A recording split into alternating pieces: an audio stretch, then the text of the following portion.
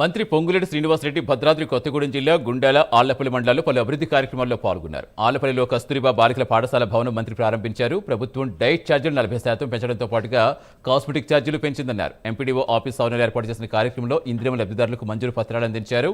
కల్లూరు మండలంలో కాంగ్రెస్ పార్టీ ముఖ్య కార్యకర్తల సమావేశంలో మంత్రి పొంగులేటి పాల్గొన్నారు. స్థానిక ఎన్నికల్లో కాంగ్రెస్ కార్యకర్తలు కష్టపడి పనిచేయాలని తెలిపారు. మెజార్టీ స్థానాలు కాంగ్రెస్ అభ్యర్థులే గెలిచేలా ఏకగ్రీవం అయ్యేలా కృషి చేయాలని మంత్రి పిలుపునిచ్చారు.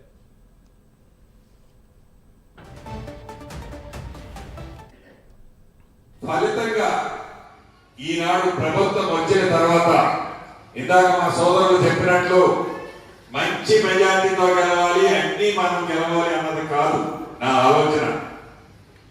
ఈనాడు మన ముఖ్యమంత్రి రేవంత్ రెడ్డి గారు ఆధ్వర్యంలో చేస్తున్న సంక్షేమ కార్యక్రమాలు అన్ని ఇన్ని కాదు చెప్పుకుంటా పోతే, అటువంటి సంక్షేమ కార్యక్రమాలు చేస్తున్న మన ప్రభుత్వం మాయ మాటలు చెప్పే ప్రభుత్వంతో పోటీ పడ్డప్పుడు పోటీ అనేది అసలు గ్రామాల్లో ఉండొద్దు, వినానమస్కినే రావాలి అన్నది మనం చేసే కష్టానికి ప్రజలిచ్చే తీర్పు అలా ఉండాలన్నది నా ఆలోచన.